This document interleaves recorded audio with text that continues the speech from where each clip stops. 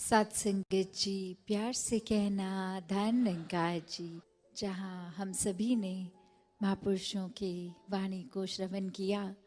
और भाव मन के हर एक के यही संदेश देते हुए कि इंसान का जीवन मिला है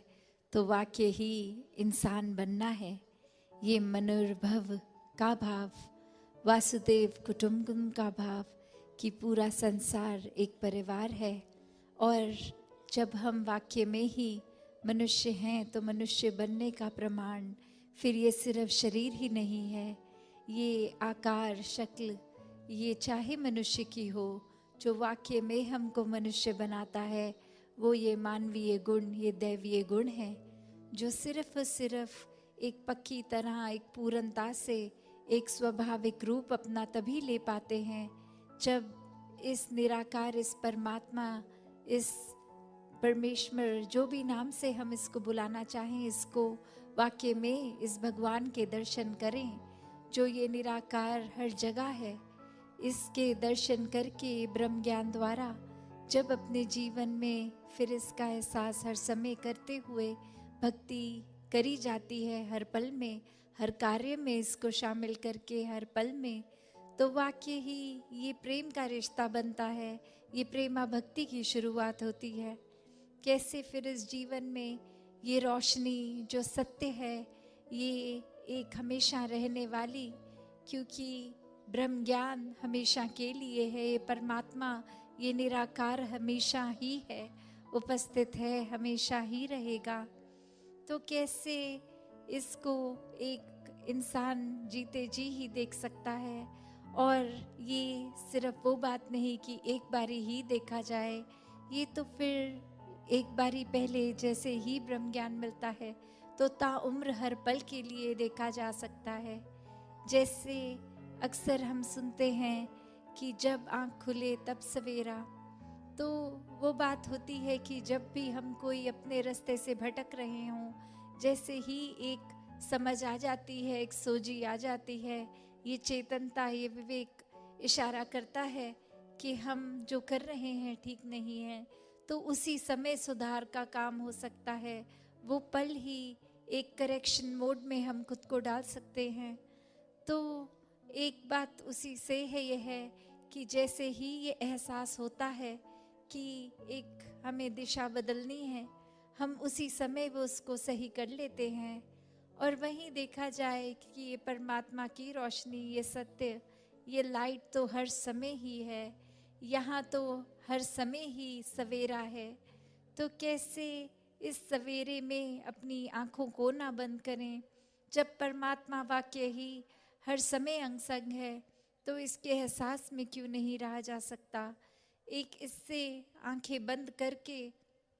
अपने दुनियावी माया रूपी कार्यों में इतने व्यस्त होके कि इसी का ही फिर एहसास खो दें, एक ध्यान ही इस परमात्मा से हट जाए और संसारिक वस्तुओं से, लोगों से इतना जुड़ जाए, तो फिर बात वही होती है कि एक रोशनी तो पूरी है पर आँख हमारी ही बंद है तो हमें रोशनी वो नज़र नहीं आएगी। तो यही परमात्मा हर समय अंग संग है। जितना ज़्यादा इसका एहसास करें उतना ही एक जीवन भी वाकई ही रोशनीमय, एक सही रास्ते पे जिया जा सकता है। फिर वही बात जो हमेशा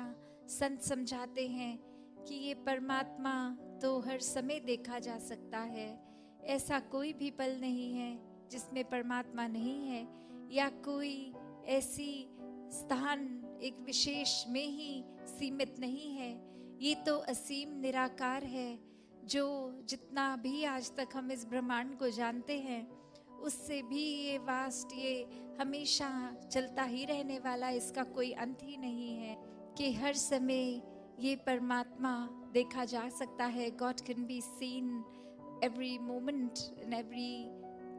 aspect, in every place. It's not just limited or confined. तो ऐसा ही हर समय we can see God with our eyes, with this openness, this vastness that we see. The distance between two people, as we see, is an empty space, but in reality that consists of God, this divine light, this truth. तो कैसे ये एक दूसरे के ऊपर हमारी अगर नजर भी पड़ती है तो इसके बीच में कहने को तो ये खाली स्थान है जो इस नजर से देखेंगे, पर ब्रह्मज्ञानियों को, ये संतों महात्माओं को पता है कि ये खाली जगह भी खाली नहीं है, इसी में परमात्मा है, इसी का जो ये खाली स्थान नहीं कोई ऐसा जहाँ परमात्मा नहीं है। ये इंसानी शरीरों के अंदर भी यही परमात्मा है जो अंग संग हमेशा हर जगह है। तो कैसे अपने जीवन में जब ये बात घर कर लेती है, ये समझ आ जाता है ब्रह्म ज्ञान, तो हर पल ये बेरंगे रूप में ही ये परमात्मा हर एक में भी दिखता है। एक इस रूप में भी निराकार की जो समझ आ जाती है, फिर एक मन वाक्य ही मनुष्यता की ओर जाता है, फिर ये दैवीय गुण, ये मानवीय गुण स्वयं ही आ जाते हैं। और यही बात फिर सुकून की भी आती है कि कैसे ये एकत्व में सुकून है, ये एकत्व, ये रिश्ता, ये परमात्मा और इस आत्मा का, कि जब इस आत्मा को पता चल जाता है कि वाकई ही एक असली रूप क्या है इसका, चाहे शरीर में है पर शरीर इसकी असली पहचान नहीं है, ये परमात्मा का ही रूप, इसी में मिलना है, इसी से उत्पन्न हुई ये आत्मा। तो ऐसे ही जीवन को जो समझ लेते हैं वो ही मोक्ष और मुक्ति, ये साल्वेशन के हकदार होते हैं। तो ऐसा जीवन हर किसी के हिस्से में आ सकता है, हर कोई इस जीवन को जिया जा सकता है। एक बात फिर वही आ जाती है कि जब भक्ति कर रहे हैं तो वो माइंडसेट, वो दिल का भाव,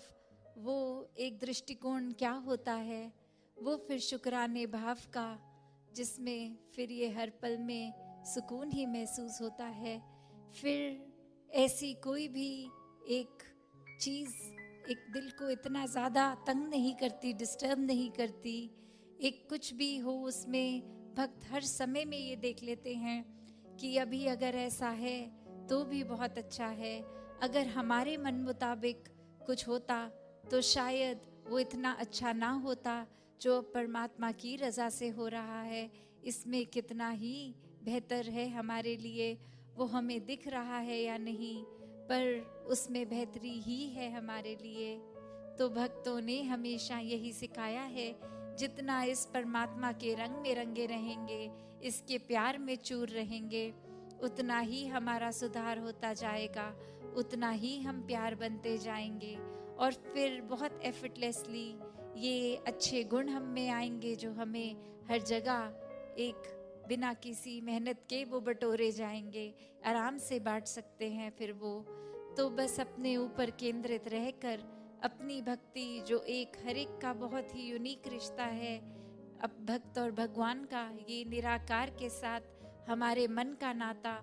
ये अपनी भक्ति पे ही फोकस करें, एक दूसरे के ऊपर नहीं कि ये अगर कुछ ऐसा कर रहे हैं तो जीवन में इनको उपलब्धि मिल रही है, हमें नहीं मिल रही, तो शायद इनका जो करने का तरीका है उसको अपना लिया जाए, शायद वो उपलब्धि उस वजह से मिल रही है, पर ऐसा है नहीं। तो हमें अपनी भक्ति को, खुद को, अपना रिश्ता इस निराकार से इसलिए नहीं बनाना कि कुछ उपलब्धि मिल जाएगी, कुछ धन मिल जाएगा अगर भक्ति करेंगे, शरीर की पीड़ा खत्म हो जाएगी। ये भक्ति इसलिए की जाए क्योंकि परमात्मा प्रेम है और हमें परमात्मा से प्यार है। सिर्फ प्यार की वजह से ये बेशर्त एक भक्ति बने, ये प्रेमा भक्ति बने, हर कोई ऐसी ही प्रेमा भक्ति को करता चला जाए। सात संगत जी, धन निरंकार।